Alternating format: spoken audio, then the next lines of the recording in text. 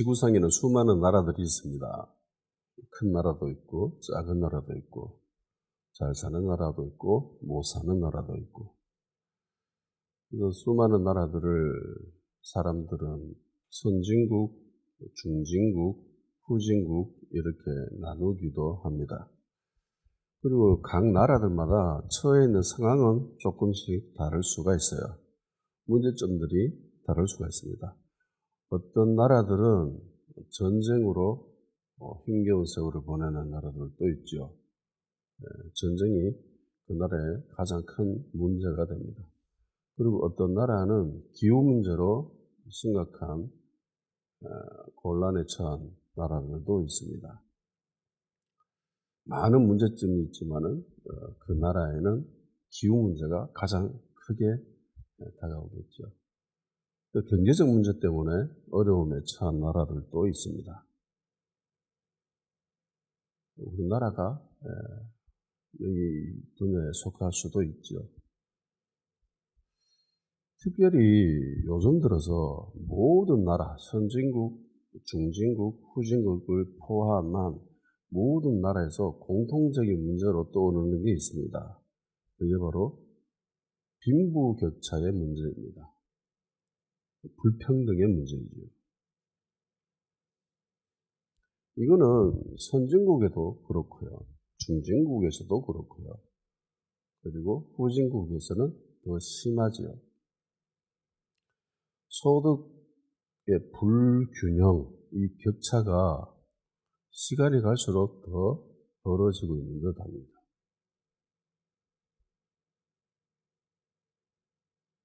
근데 이런 현상은 비록 지금 우리가 살고 있는 이 세대만의, 이 시대만의 문제만은 아닙니다. 모든 시대마다, 그리고 어느 문화권을 가든지 간에 불평등의 문제는 늘 존재했습니다. 같지 않다라는 거죠. 그리고 요즘은 신분제도가 폐지된 그런 세상에 살고 있습니다. 그리고 자유민주주의라고 하는 개념이 모든 사람들에게 적용되어지고 그리고 일반화되어야 될 그런 세상에서 살아갑니다. 그리고 교육으로 통하여서 개인의 인격과 존엄성에 대해서 모든 사람들이 밑바탕에 깔려있는 그런 시대에 살고 있지요.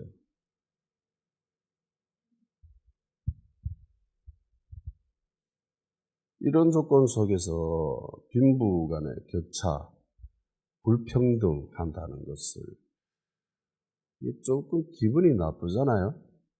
그래서 맹목적으로 받아들이기를 거부하는 단계까지 오는 사람들도 있습니다.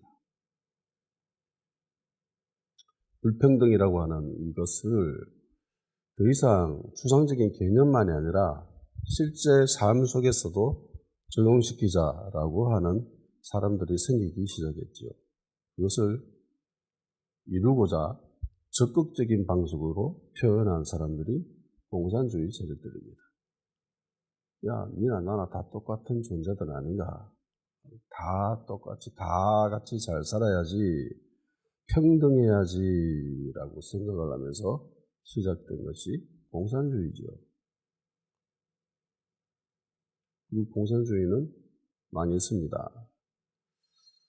공산주의 나라가 이 빈부격차가 더 심각합니다. 빈부격차의 정도를 따지는 게 진리계수라고 하는 게 있습니다. 1에 가까울수록 불평등이 굉장히 심하고요. 그리고 0에 가까울수록 불평등이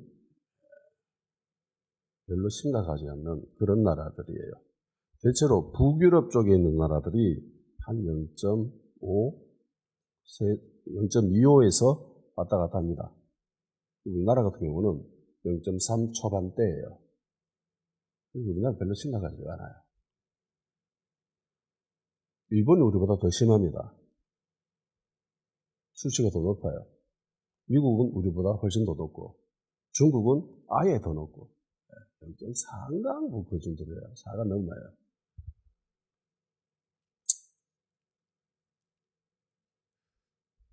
우리나라도 빈부격차가 있죠. 그렇지만 여타 주변에 있는 다른 나라들보다 우리가 흔히 접하게 되는 뭐 영국, 미국, 일본보다는 적은 편에 속합니다. 그럼에도 불구하고 이 빈부 간의 격차, 불평등에 대해서 사람들은 좋은 시각으로는 안 봐요. 이제 원론적인 접근을 한번 해보도록 합시다. 우리는 그리스도인들이죠. 그래서 모든 가점을 성경적으로 접근해야 됩니다.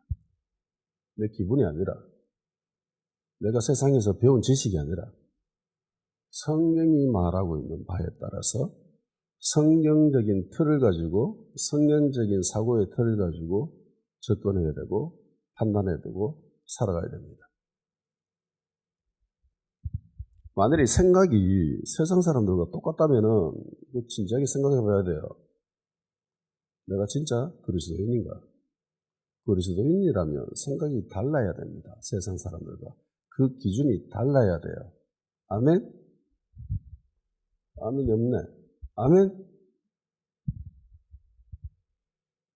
복음은 누룩입니다. 좋은 누룩이에요. 적은 누룩이기도 합니다. 적은 누룩이 온 덩이에 퍼지듯이 복음을 받아들이게 되면은 예수님이 나의 구원자 되시고 예수님이 나의 죄를 대신하여 십자가에 달리시고 죽으셨습니다. 그래서 나는 죄사함 받았습니다라고 하는 그 단편적인 지식, 사건을 내가 믿음으로 받아들이잖아요. 그러면 단순히 받아들였다, 내가 믿었다라고 하는 것에서 그치지 않고 이 복음이 나의 온몸, 나의 이 인간이라고 하는 이 인간의 모든 분야에 이 복음이 적용되어지기 시작합니다. 영향을 미치기 시작해요.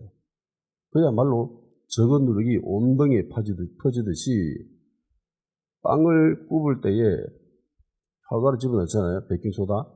그걸 집어넣으면은 적은 양이지만은 그 적은 양의 베이킹소다가 밀가루 전체를 부풀립니다. 그것처럼 이 복음이 나에게 적용되어지기 시작할 때, 받아들여지면은 이 복음이 나의 몸 전체에 영향력을 미치기 시작합니다. 이건 죄도 마찬가지입니다. 죄도 적은 누룩이라고 그렇게 표현을 했죠. 죄를 짓게 되면은 이 죄라고 하는 특정한 그 한 분야에 그치는 것이 아니라 그 죄가 나의 온몸에 영향을 미친다는 겁니다. 이게 복음은 총체적인 영향을 미칩니다. 나의 생각, 말, 행동, 삶의 가치, 삶의 방향성, 인간의 모든 부분에 복음이 영향을 미치기 시작합니다. 이게 복음의 위대함이고 복음의 능력이죠. 하나님의 역사의 주관자이십니다. 이 땅을 창조하시고 지금도 역사를 주관하고 계십니다. 그런데 생각해 보세요. 인류 역사가 시작된 이래로 단 한 번 공평하고 평등한 사회를 이룬 적이 있습니까? 그런 나라를 본 적이 있나요? 들어본 적이 있나요? 경험해 본 적이 있나요? 이 세상에 그 수많은 세월 동안 그 많은 지역에서 정말 다양한 문화권에서 많은 민족 가운데에 평등한 사회를 이룬 적은 단 한 번도 없습니다. 인류 역사상 한 개인의 행복권이 지금처럼 존중받고 우대받고 지켜주려고 하는 그런 시대는 없었습니다. 그런데 현대 사회에서도 어떤 단체, 기관, 공동체, 나라에서도 완전한 평등 사회를 이룬 적은 없습니다. 그런 것은 존재하지가 않죠. 그런데 한편으로 인간은 평등한 사회가 존재하지 않음에도 불구하고 이 불평등한 사회를 바라보면서 저게 당연한 거야, 저게 올바른 거야, 저게 바람직한 거야 라고는 생각을 잘 안 하는 듯 합니다. 인간은 끊임없이 평등을 추구하려고 합니다. 불평등한 사회에서 평등을 추구하는 모순을 보여주는 것이 인간입니다. 이상과 현실의 괴리감이 있지요. 현실은 불평등합니다. 그런데 계속 인간은 평등을 추구하려고 하죠. 왜 이럴까요?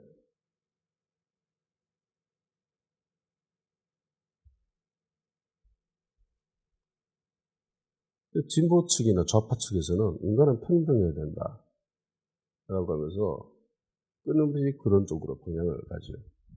그리고 보수에서는, 우파에서는 질서를 지켜야지, 이게 세상의 질서고 이치다, 이걸 지키는 것이 맞아 라고 이야기합니다.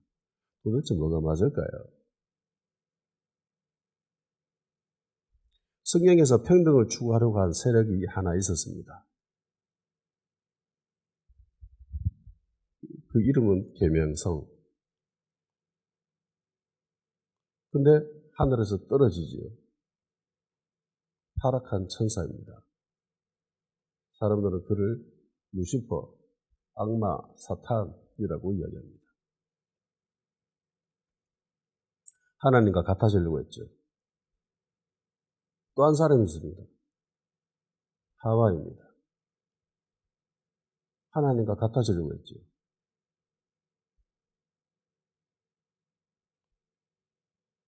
그래서 원칙적으로 보면요, 평등을 추구하는 세력은 약간 악마적인 습성이 있습니다. 공산주의가 그렇고, 사탄이 그렇고, 그리고 하와도 그렇고, 인간의 타락한 죄의 모습이 그랬어요.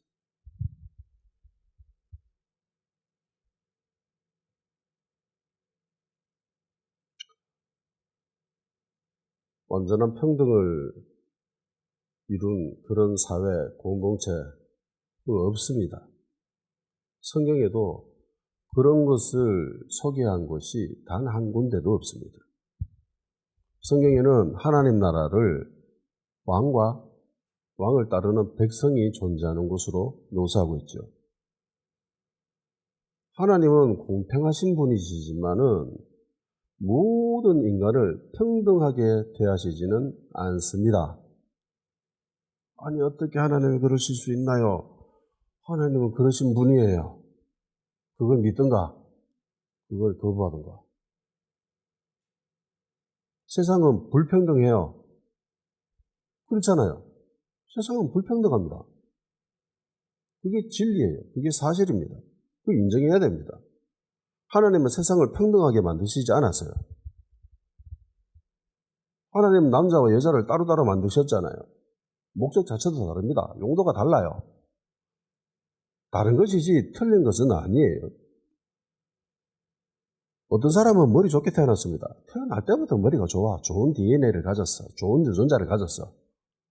착하기도 하고 심성도 좋고 인격도 좋고 집안도 좋고 주변에 간혹 그런 애들 있잖아요. 그런 애들을 보고 엄친아라고 하는데 뭐 그런 애들이 있습니다. 근데 반대로 어떤 사람은 태어났는데 집안이 정말 가난해요. 그리고 성격도 안 좋아. 그런 사람 있지요. 어쩔 수 없습니다. 이건 내가 선택할 수 있는 영역이 아니지요. 태어나 보니 나는 대한민국 사람입니다. 이건 내가 결정한 게 아니죠. 대한민국에 태어난 사람과 똑같은 지역에 있는 나라인데 저 북한에 태어난 사람은 180도 완전 다른 삶을 살아갑니다. 정말 비참한 삶을 살아가지요. 불평등하잖아요. 어쩔 수 없습니다. 교회 안에서도 마찬가지예요. 교회 안에 모든 성도가 평등합니까? 아니요. 평등하지 않아요. 목사님의 말씀에 순종하고 따르는 것이 성도의 기본적인 모습이어야 됩니다.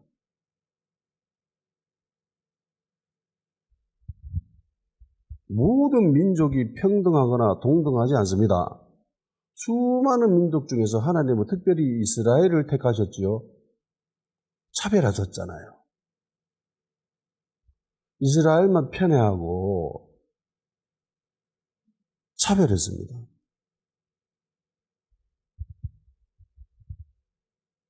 로마서 9장 13절 14절 기록된 바 내가 야곱을 사랑하고 에서는 미워하였다 하심과 같으니라. 그런즉 우리가 무슨 말을 하려 하나님께 불의가 있느냐? 그럴 수 없느니라. 하나님이 야곱을 사랑하고 에서는 미워했대요. 아니 어떻게 하나님이 그렇게 불의할 수가 있습니까? 라고 할 수 없다라는 거예요. 하나님의 마음이니까, 하나님의 뜻이니까, 하나님의 섭리니까.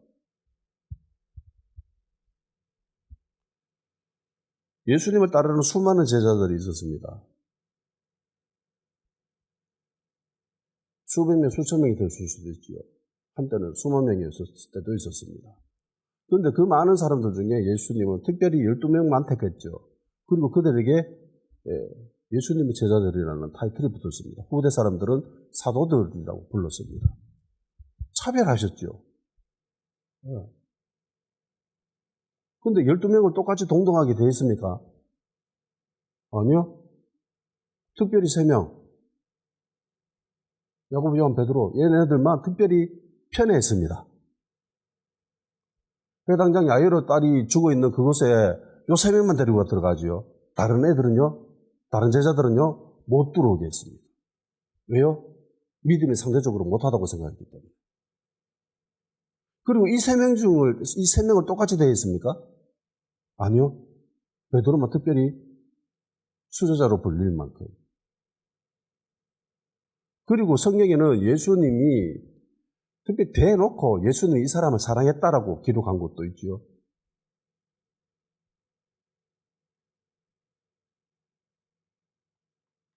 마리아, 마르다, 나사로. 얘네들 특별히 애겼어요. 그리고 요한도 특별히 사랑했습니다. 불평등하게 되어 있습니다. 그렇다고 하나님이 불의하다고 할 수 있습니까? 예수님이 불의하다고 할 수 있습니까? 왜 그렇게 차별하세요? 그렇게 이야기할 수 있습니까? 없어요. 하나님 때문에 내가 존재하는 겁니다. 아멘? 하나님의 주권이고 하나님의 섭리입니다. 하나님이 택하시면 오히려 감사해야 되죠. 네. 하나님 나를 선택해 주셔서 감사합니다라고 해야 됩니다. 에베소서 1장 3절 6절 찬송하리로다 하나님 곧 우리 주 예수 그리스도의 아버지께서 우리 그리스도 안에서 하늘에 속한 모든 신령한 복을 우리에게 주시되 곧 창세전에 그리스도 안에서 우리를 택하사 우리로 사랑 안에서 그 앞에 거룩하고 흠이 없게 하시려고 그 기쁘신 뜻대로 우리를 예정하사 예수 그리스도로 말미암아 자기의 아들들이 되게 하셨으니 이는 그의 사랑하시는 자 안에서 우리에게 거둬주시는 바 그의 은혜의 영광을 찬송하게 하려는 것이라. 하나님이 이미 세상이 있기 전에 우리를 택하시고 우리를 예정하시고 그리스도 안에서 하나님의 자녀로 만드셨다는 겁니다. 하나님의 모든 신령한 복을 우리에게 주셨대요. 그러니까 선택받은 우리는 감사할 뿐입니다.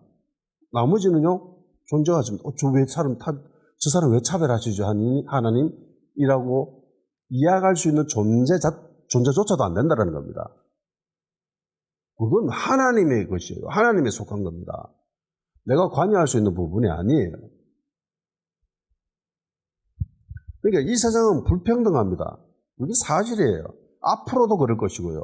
마지막 날 때까지, 이 세상이 끝나는 그날까지 세상은 불평등할 겁니다. 그래서 왜 불평등합니까? 라고 핏대 높여가지고 목소리 통해서 팻말 두고 나설 필요가 없습니다. 받아들이세요. 하나님의 이게 섭리고 하나님의 계획하심입니다. 간혹 그렇게 생각하는 사람들이 있을 수도 있죠. 왜 하나님이 신이라는 존재가 왜 세상을 이렇게 불평등하게 만드셨냐? 하나님이 그렇게 하면 돼요? 라고 이야기하는 사람들이 있을 수도 있습니다. 그런데 하나님은 토기장이고 우리는 진흙입니다. 진흙. 하나님이 빚으시는 대로 우리는 살아가야 되는 그런 존재예요. 대부분 사람들은 이 불평등에 대해서 나쁘게 인식합니다. 안 좋게 생각해요. 불평등이라고 하면 기분 나빠합니다. 근데 잘 생각해 보세요. 이 불평등이 꼭 나쁜 것일까요?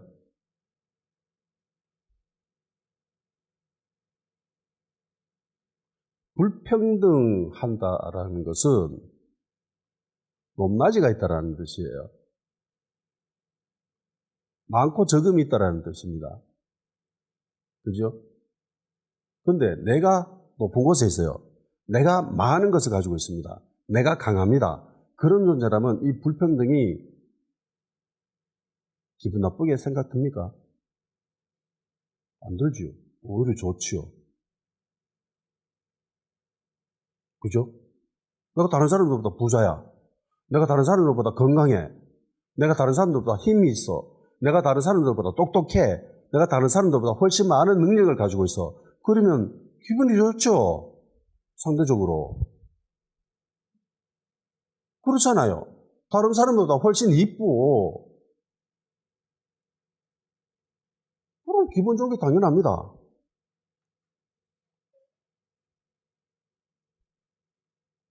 그래서 이 불평등을 기분 나쁘다라고 생각하는 사람들은 어떤 사람들이냐면은 약자들입니다. 힘없는 사람들이고. 대부분 여기에 속해 있는 사람들이 이 불평등을 기분 나쁘게 생각하죠. 안 좋게 봅니다. 권위와 서열 이런 것, 학교 요즘 뭐 서열 매기고 뭐 대학교도 1등부터 해가지고 쭉 순서 매겨가지고 그렇게 하는데 이게 나쁘다라고 이야기하죠. 물론 정말 많은 비극적인 사건들이 여기서 비롯됩니다. 그건 사실입니다. 그렇지만 다른 쪽에서 권위와 서열 이런 것들이 꼭 나쁘기만 합니까? 권위와 서열 이런 것들을 잘못 사용한, 오용한 사람들이 문제지 이게 굳이 나쁜 것만은 아니죠. 사공이 많으면 배가 어디로 갑니까? 산으로 갑니다. 배에는 선장이 있어야지 선장 없이 그 배에 타고 있는 모든 선원 한 사람 한 사람, 승객 한 사람 한 사람들이 자기가 가고 싶은 대로 가자고 이야기를 하면은 평등하게 모든 사람들이 똑같이 이야기해서 그렇게 가자라고 하면은 그 배가 목적지에 갈 수 있을 것 같아요? 절대로 못 갑니다. 산으로 가요. 리더가 반드시 필요해요.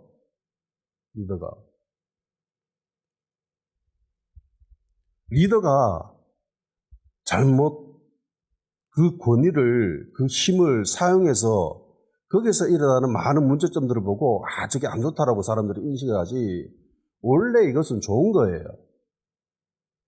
공동체를 정말 효율적이고 건강하게 이끌어갈 수 있는 아주 중요한 수단 중에 하나입니다. 많은 사람들이 불평등이 안 좋은 것이라고 생각하지만은 생각해 보세요.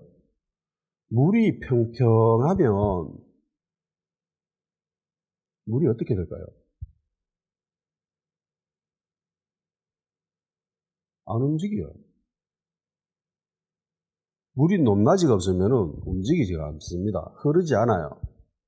흐르지 않는 물은 어떻게 돼요? 썩어요.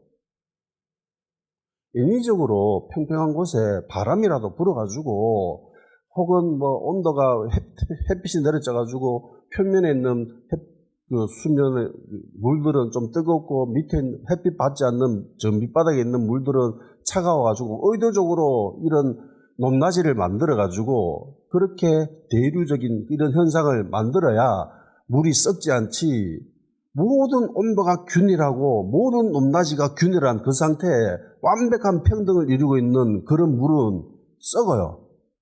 무조건 썩습니다. 악취가 납니다. 물은 높낮이가 있어야 됩니다. 그래야 물이 흘러요.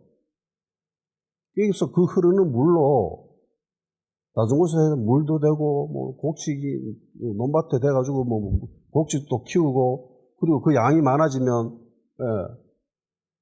발전기, 가까운 수레 이런 거 해가지고 곡식도 빻고 전기도 만들고 그렇게 하는 거예요.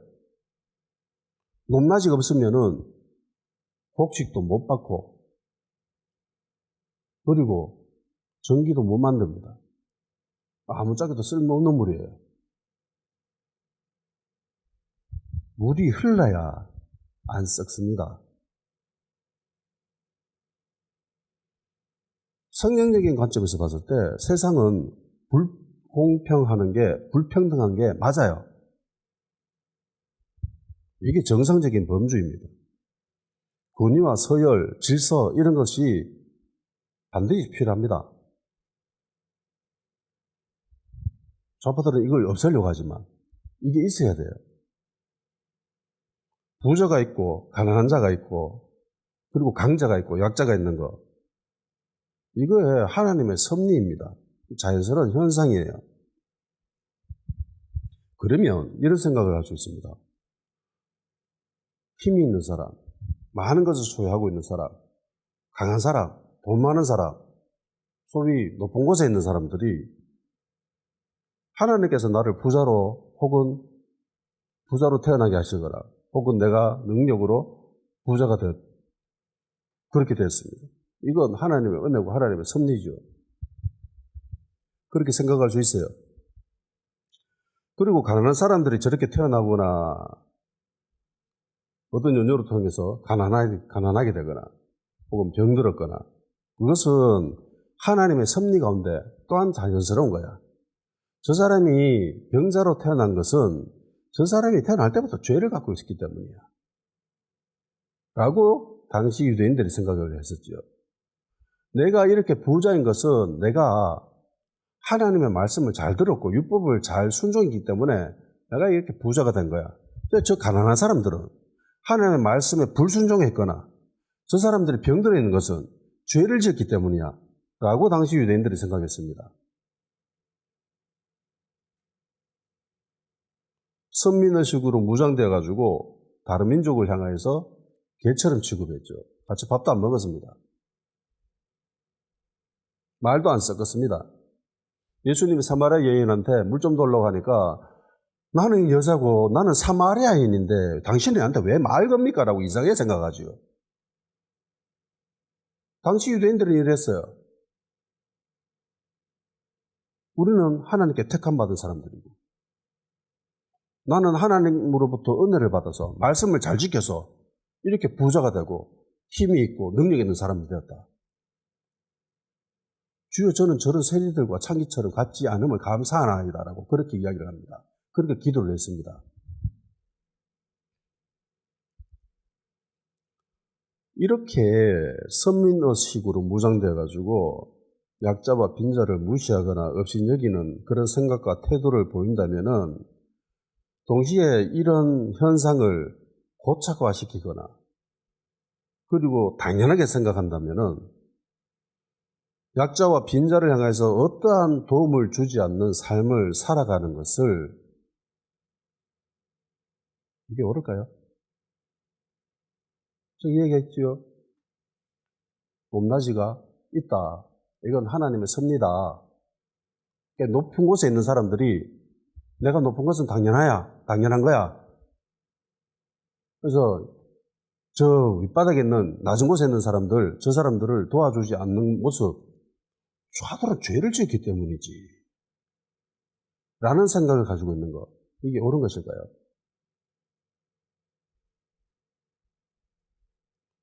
이런 모습이 하나님이 주신 질서를 지키는 것일까요? 이걸 잘 보여주는 게 누가복음 16장에 나오는 부자와 거지 나사로의 이야기입니다. 예수님이 특별히 이 예를 드시지요. 부자와 거지 나사로가 있었습니다. 누가복음 16장 가볼까요?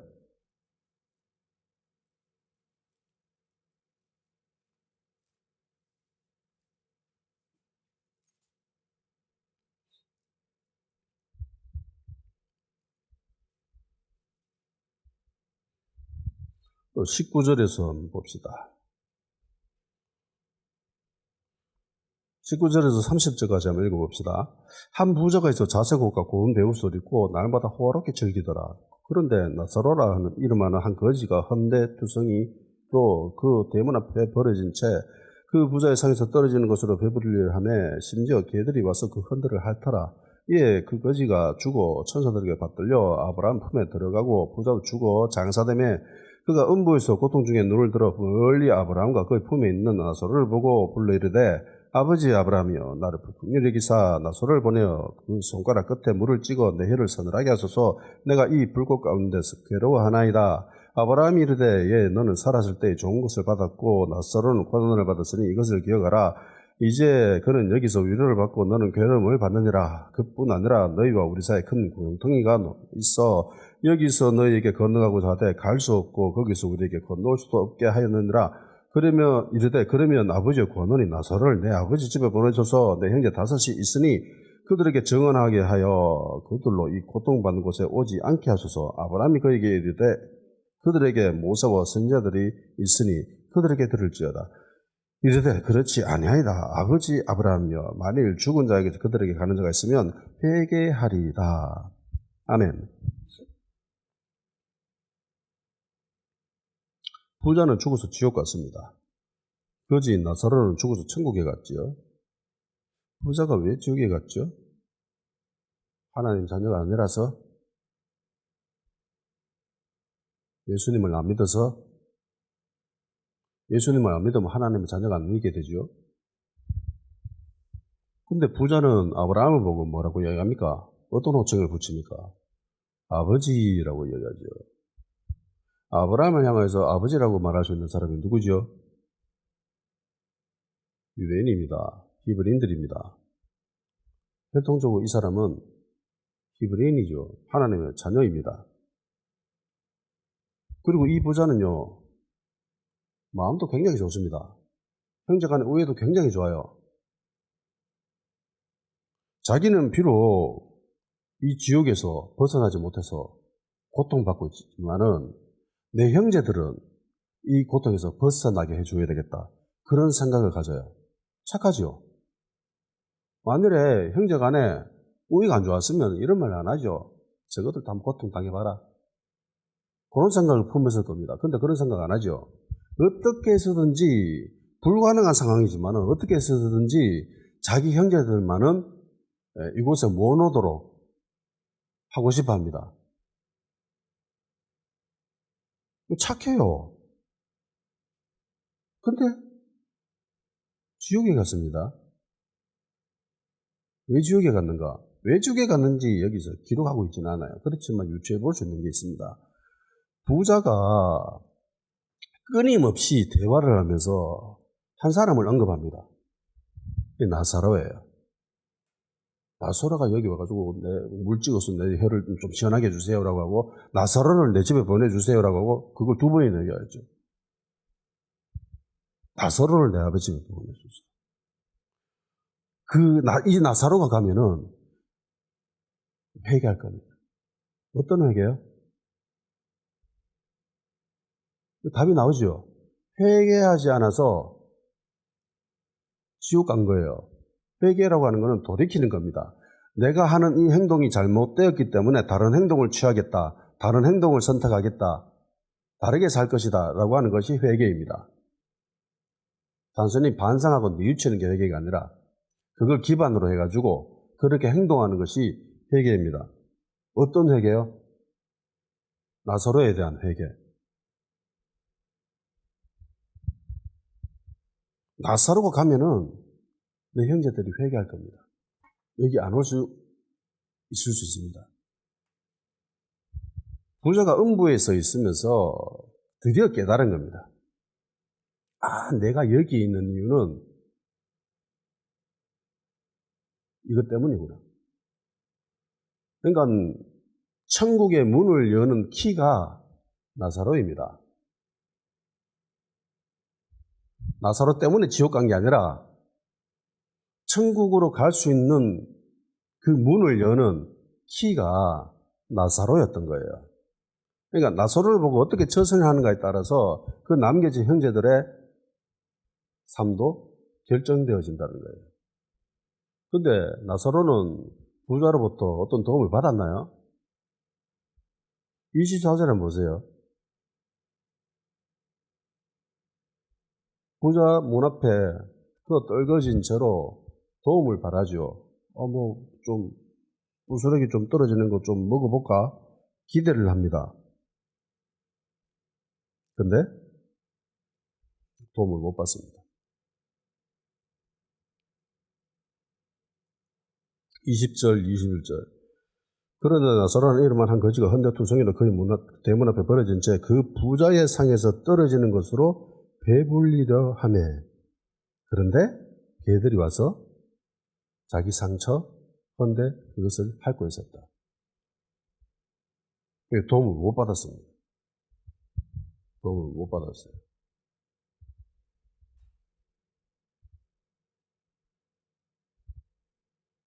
도움을 받으려고 했는데 도움을 못 받았습니다. 안 도와줬습니다. 부자는.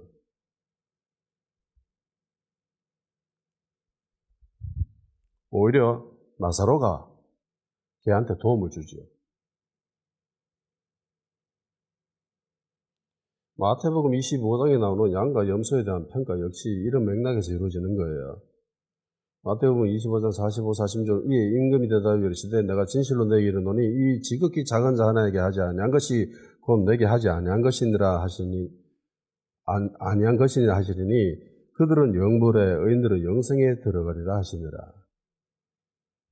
지극히 작은 자에게 하지 않는 것이 나에게 하지 않는 것이야. 그것이 나사로였죠. 태어나 보니 집안이 부자이거나 능력이 있거나 영향력이 있는 집의 구성원이 되었다면 그 자체로 그 사람은 복받은 거죠. 하나님의 은혜고 하나님의 섭리 가운데 이루어진 일입니다. 혹은 자신의 노력과 능력으로 그런 위치에 올라가는 건 역시 마찬가지입니다. 순전히 나의 노력만으로는 성공하기가 쉽지 않아요. 반드시 운이 따라야 됩니다. 진정으로 인생을 깨달은 부자들이 하는 말이 어떻게 당신은 그런 위치에 올라가게 됐습니까? 어떻게 당신은 그렇게 성공하였습니까? 라고 질문하는 대답에 운이 좋았어요. 물론 노력도 했지만은 정말로 나는 운이 좋은 사람인 것 같아요. 라고 이야기하는 사람들이 훨씬 더 많습니다. 자기만큼 노력하는 사람들도 주변에 많았거든. 그런데 자기처럼 성공한 사람은 별로 없어. 인생을 깨달은 사람들이 이 소리 합니다. 내가 내 힘으로 한 거잖아. 내가 똑똑해서 잘났어. 내가 그렇게, 이렇게 된 거잖아요. 라고 하는 사람은, 그건 교만한 사람이고, 잘 모르는 사람이죠. 그런 사람들은 언젠가 또 넘어집니다.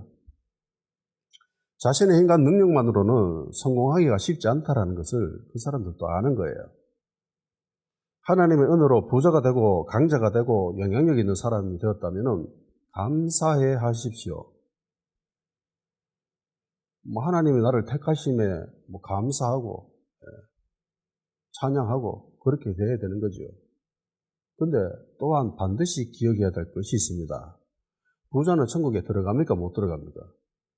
못 들어갑니다. 부자 젊은 가론이 재산이 많아가지고 주님을 못 따라가죠. 예수님이 하신 대답은 조건은 딱 하나입니다. 네가 가진 재산 다 팔아라. 그리고 가난한 사람에게 나눠줘라. 그리고 나를 따라온나? 못하지요. 재물을 사랑해서. 예수님보다 재물을 사랑해서 못 따라갑니다.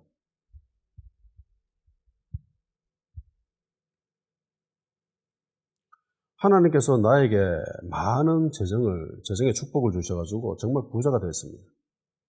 하나님이 나에게 왜 그런 많은 재정의 복을 주셨을까? 하나님이 나에게 왜 많은 능력을 주셨을까? 성공하기 위해서. 그렇죠. 성공하기 위해서입니다. 그럼 그걸로 끝이에요? 야, 니 부자가 됐네. 축하해. 잘 먹고 잘 살아. 앞으로. 그게 끝이에요? 그게 끝이라면은 삶이 굉장히 비참해질 수도 있습니다. 부자처럼. 거지 나사로를 돌보지 않게 되면은 부자처럼 음부에 갈 수도 있습니다. 예수님이 말씀하셨죠. 부자는 천국에 들어가는 게 낙타가 바늘귀 들어가는 것보다 통과하는 것보다 더 어렵다. 불가능하다는 소리입니다. 부자가 되어서 거지 나사로를 돌보지 않으면 그 반을 못 통과합니다.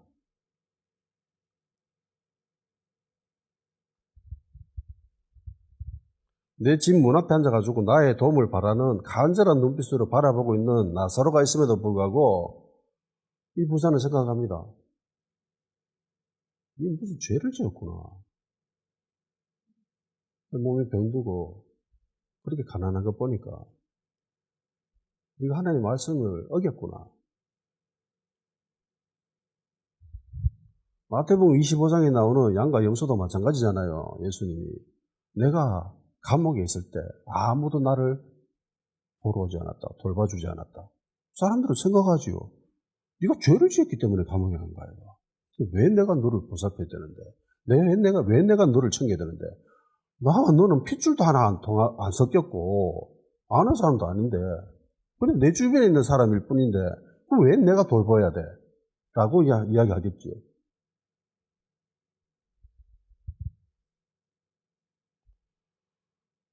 내가 가지고 있는 이 물이 높은 곳에 있는 것은 그 물을 아래로 내려보내라고. 그래서 방어도 돌리고 곡식도 빻고 그리고 논밭에 물도 줘서 사람들도 그 물 마시고 빨래도 하고 생활할 수 있게 하라고. 그래서 발전기도 돌리고 전기도 만들고 그렇게 하라고 그 높은 곳에다가 물을 두신 거예요. 근데 그 물을 제방을 쌓아가지고 가다 놓습니다. 가다 놓습니다. 흘러보내야 되는데 그거 안 흘러보내고 이 물 내 거야 라고 하면서 제방을 쌓아가지고 더 모으려고 합니다. 썩지요. 그러면 썩습니다. 돈도 마찬가지입니다. 돈도 돌아야 돼요. 흘러보내야 돼요. 돈을 쌓아놓으면 안 돼요. 돈이 아무리 많아도 경제가 좋아지지는 않습니다. 작은 돈이라면 이게 흘러야 돼요. 돌아야 돼요. 내 몸 안에 피가 많다고 그 사람이 건강한 사람입니까?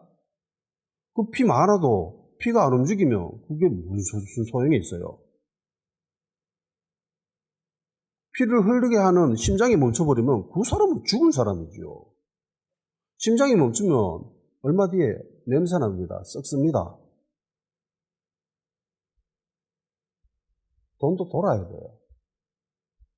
근데 부자들이 이 돈 낼 거야. 그러면서 딱 문은 걸어 잠가놓고 쌓아놓습니다. 그 돈도 썩어요. 예전에 영상을 하나 봤는데 어떤 사람이냐면은 요즘 고독사로 많은 사람들이 돌아가시잖아요. 그래서 그 고독사 누가 그 시신을 처리해주고 그 집안을 정리해주는 사람들이었습니다. 해서 그 시신이나 집안 이렇게 처리해주는 수습하시는 그분의 이야기였습니다. 시체가 썩은 냄새가 정말 지도가 납니다. 아시는데요. 냄새가 안 가신답니다. 정말 견디기 힘든 고통스러운 냄새가 시신 썩는 냄새랍니다. 그런데 고독사로 사람이 죽었으니까 일주일 발견될 수도 있고 한 달 뒤에 발견될 수도 있고 그러니까 말이 아니죠. 네. 진짜 처참합니다. 비참합니다. 오만 지독한 악취를 다 맡아봤겠지요. 그런데 자기가 맡아본 최고의 악취가 있었답니다. 와, 정말 이거는 자기가 견디기 힘들었대요. 보통 우리는 시신 썩은 냄새가 가장 지독할 거다라고 생각하는데 이 사람이 맡았던 최고의 악취는 돈 썩는 냄새였답니다. 어떤 집에 고소도 다녀서 시신 처리하러 갔는데 그 장롱캡 중간에 돈을 쌓아놨대요. 장롱 앞에 쌓아놓고 이래가지고 그 돈이 썩었답니다. 냄새가 나는데 자기가 맡아본 냄새 가운데 최고 베스트 넘버원 그게 돈 썩는 냄새랍니다. 시신 냄새보다 시체가 썩는 냄새보다 더 독했대요. 달란트 비유 아시지요? 하나 받아가지고 땅속에 묻어놨습니다. 안 흘려보냅니다. 돈을. 썩어요.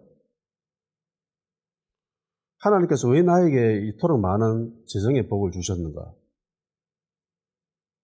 내가 잘 먹고 잘 살라고? 내 새끼들 잘 먹이려고?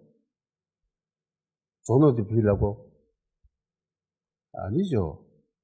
거지 나사로 돌보라고. 네 집 문 앞에 있는 그 거지 나사로 살펴봐라고. 먹을 거 주고 옷도 입히고 챙기라고. 그렇게 하신 거예요. 그러면 그 거지 나사로는 천국의 문을 여는 키가 됩니다. 이스라엘 사람들은 구제를 ጼ데크라고 부릅니다. 혹은 ጼ데카라고 부릅니다. 지금도 이스라엘 거리 곳곳에 보면은 작은 우편함처럼 생긴 것들이 있습니다. 거기다가 앞에 이름이 적혀 있어요. 그 글 내용이 ጼ데크, ጼ데카 이렇게 적혀 있습니다. 그런데 이 말의 원 뜻은 구제가 아닙니다. 원래 뜻은 정의예요. 의롭다 할 때.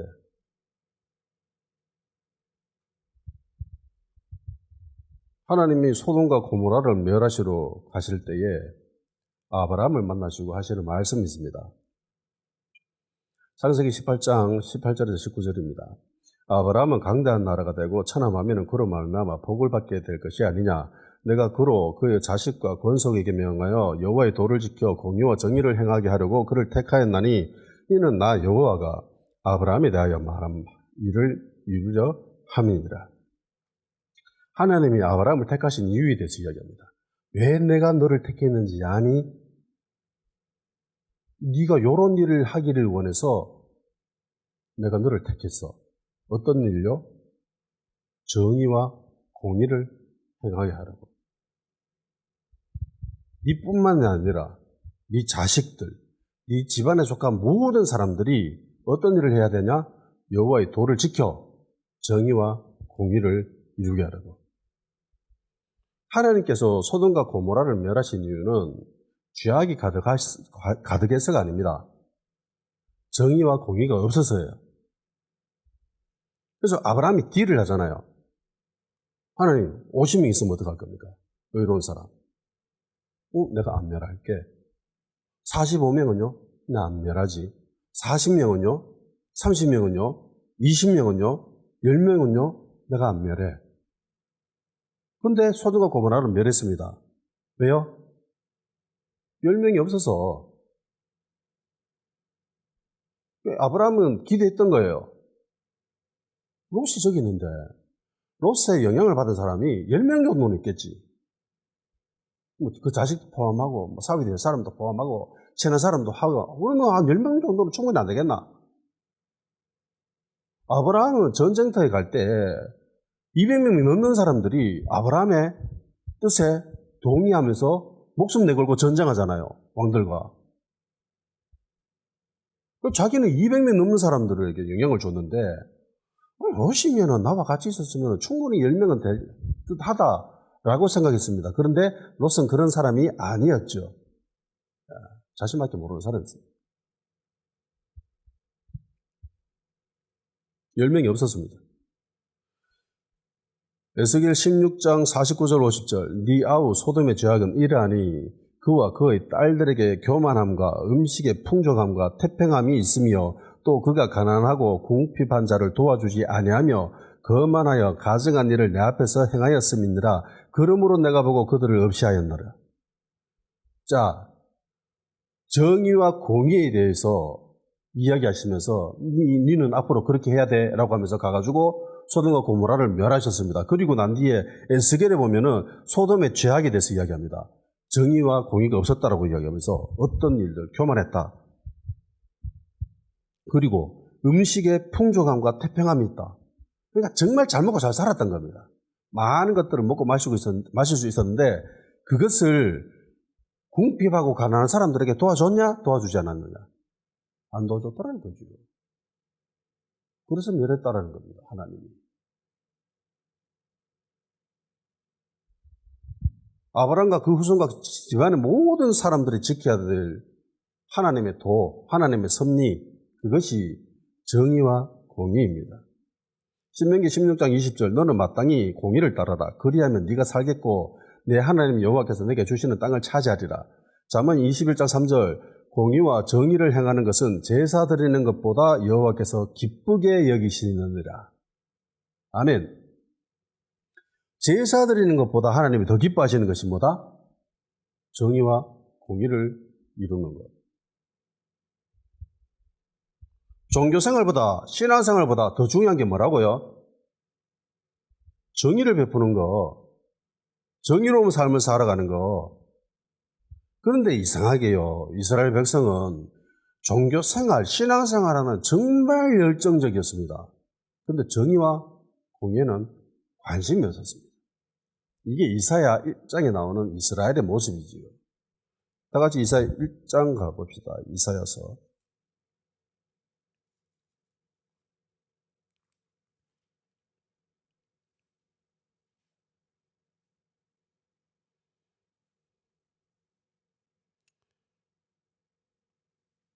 10절에서 17절까지 읽어봅시다. 10절에서 17절. 너희 소돔에 가는들아 여호와의 말씀을 들을지어다. 너희 고모라의 백성들아 우리 하나님의 법에 귀를 기울일지어다. 여호와께서 말씀하시되 너희의 무수한 재물이 내게 무엇이 유익하뇨? 나는 수당의 번제와 살ጭ은 짐승의 기름에 배불렀고 나는 수송아지나 어린 양이나 수돔새 피를 기뻐하지 아니하노라. 너희가 내 앞에 보이러 오니 이것을 누가 너희에게 요구하였느냐? 내 마당만 밟을 뿐이니라. 헛된 재물을 다시 가져오지 말라. 분양은 내가 가증히 여기는 바여 월삭과 안식일과 대회로 모이는 것도 그러하니 성회와 아울러 악을 행하는 것을 내가 견디지 못하겠노라. 내 마음이 너희의 월삭과 정한 절기를 싫어하나니 그것이 내게 무슨 짐이라. 내가 지기에 곤비하였느니라.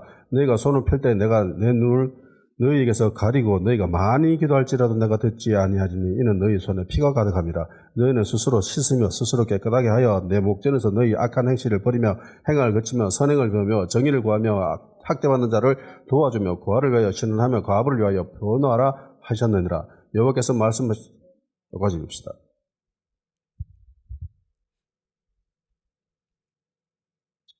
이사야서에 나오는 이스라엘을 보고 이스라엘 향해서 하나님이 너도 소돔, 너도 고모라 그렇게 이야기하죠. 그리고 이 사람들은 신앙생활 모습이 정말 많습니다. 절기 때마다 모이고 예배 때마다 다 같이 모여가지고 막 예배 드리고 기도도 정말 많이 합니다. 헌금도 정말 많이 해요. 그런데 하나님 기뻐하십니까? 아니요, 기뻐하지 않지요. 왜요?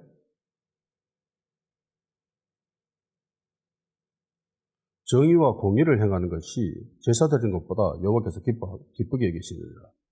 이걸 안 했기 때문에. 제사는 드리지만은 정의롭지 않아. 정의롭지 않는 모습을 보고 소돔과 고모라라고 얘기하죠.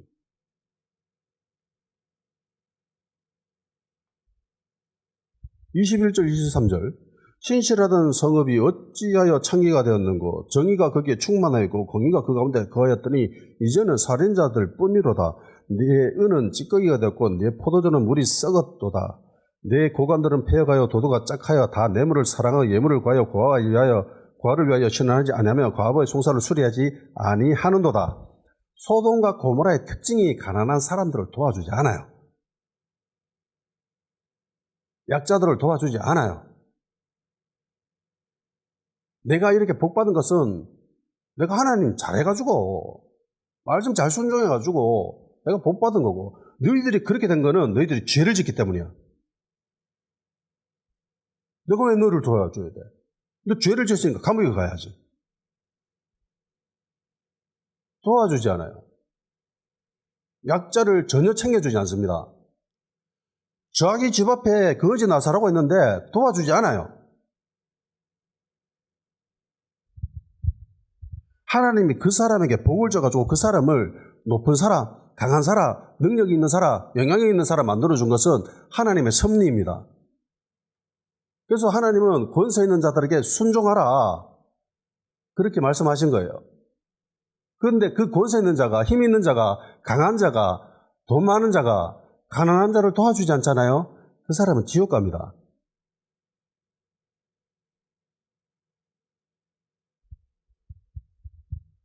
이사야에 나오는 이스라엘의 모습을 보세요. 신앙적인 모습에 부족한 게 있어요. 예배 때마다 나옵니다. 주일마다 나와가지고 예배드려요. 찬양대 서고 헌금도 정말 많이 하고 새벽 기도 때마다 빠지지 않고 나오고 기도하고 40일 금식 기도도 잘하고 그런데 가난한 사람 안 도와줘. 이게 이사야 1장에 나오는 이스라엘의 모습입니다. 하나님이 이 이스라엘 향해서 뭐라고 합니까? 너희들은 소돔이야. 너희들은 고모라야. 소돔과 고모라가 왜 멸망했습니까?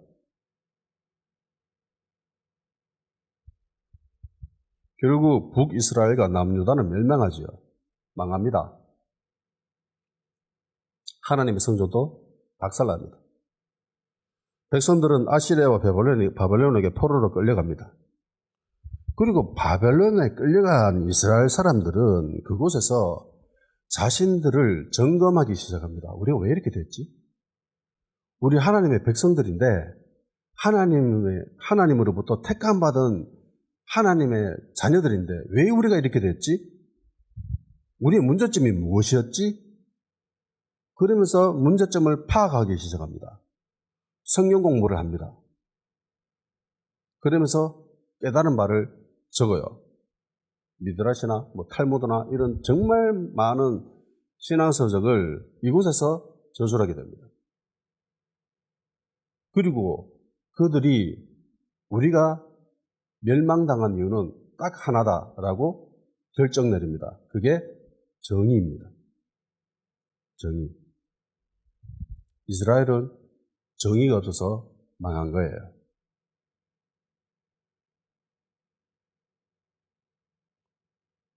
그리고 지금 이스라엘 사람들은 정의를 구제라고 번역합니다. 우리는 정의를 정의롭다, 의롭다 라고 생각을 하는데 옳고 그름을 따지는 그런 용도로 사용하는데 이스라엘 사람들은요, 정의를 구제라고 생각해요. 왜요? 몸으로 배웠거든.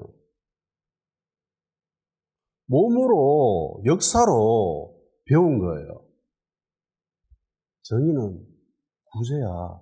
옳고 그름을 따지는 게 아니야. 도와주는 거야. 너희들이 감옥에 간 것은 네가 나쁜 행동을 했기 때문에, 나쁘게 해서 죄를 지었기 때문에 가는 거야. 옳고 그름을 따졌습니다.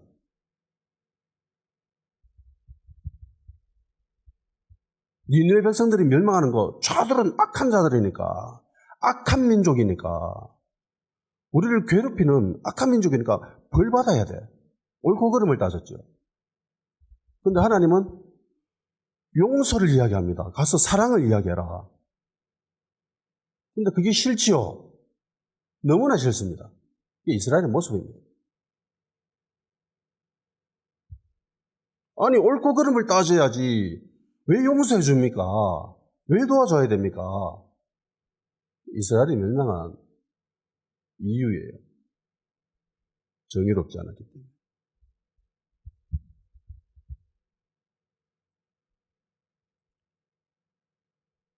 그래서 지금 이스라엘은 구제에 정말 진심으로 합니다.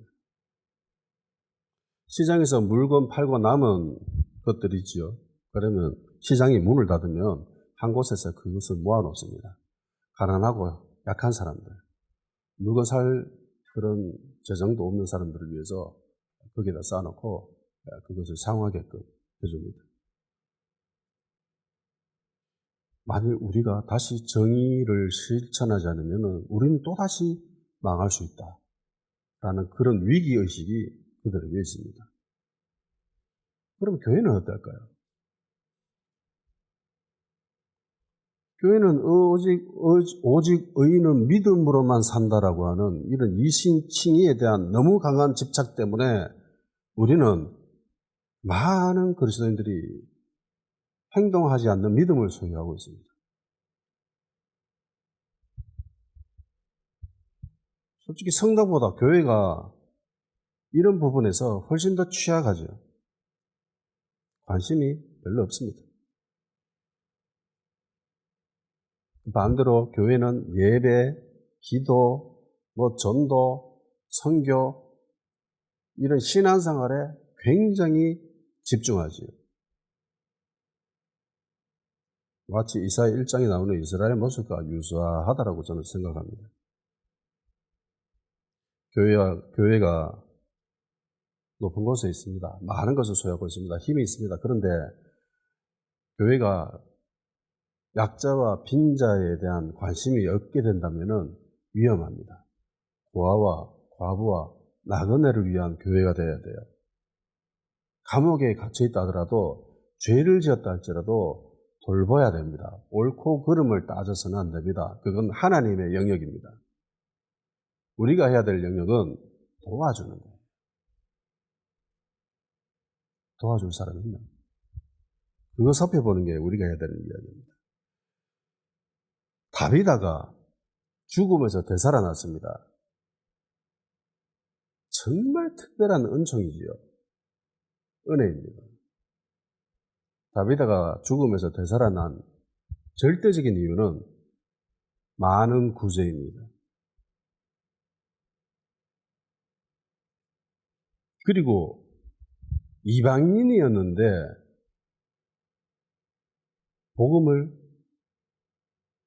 최초로 받아들이는 이방인이 고넬료지요.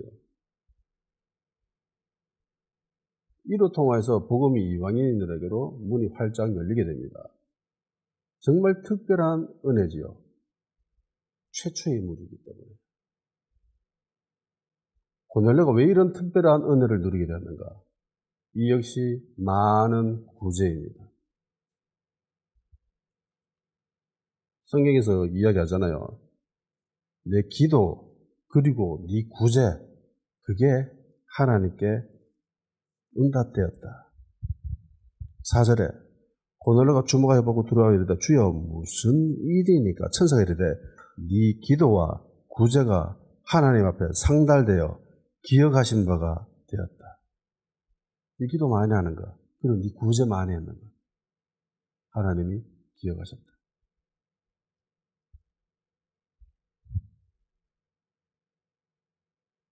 이게 정의예요. 그러니까 그는 의인이었던 거예요.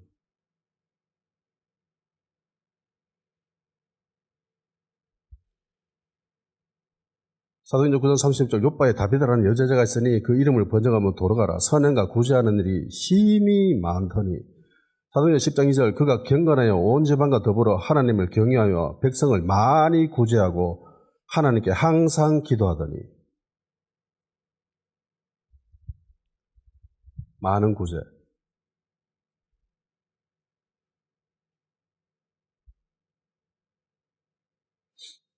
하나님의 자녀들이 하나님의 은혜로, 하나님의 섭리로 부자가 되었으면은 감사하십시오. 그리고 부자 되기 위해서 노력하고 기도해야 됩니다. 영향이 있는 사람, 강한 사람, 많은 힘을 소유한 사람이 되기 위해서 우리 노력해야 되죠. 세상 사람들 다 그렇게 노력하면서 삽니다. 그리스도인들도 마찬가지로 그렇게 노력해야 됩니다. 그런데 거기서 그쳐버리면 안 됩니다. 반드시 정의를 행해야 돼요. 구제해야 됩니다. 아멘? 이게 안전합니다.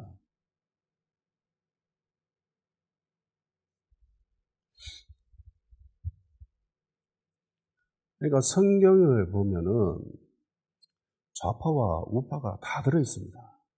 어느 한쪽이 있는 게 아니에요. 하나님은 이 모든 것 위에 계십니다. 예수님은 그 모든 것 위에 계시는 분이십니다. 다 같이 기도하는 시간 가지도록 합시다. 주여 우리에게 충만한 복을 주시옵소서. 그래 우리에게 베풀어 주신 이 복을 낮은 곳으로 흘러보낼 수 있는 교회와 성도 되게 하여 주시옵소서. 이 땅에 정의를 이루는 교회 그리고 우리에게 주시는 복으로 많은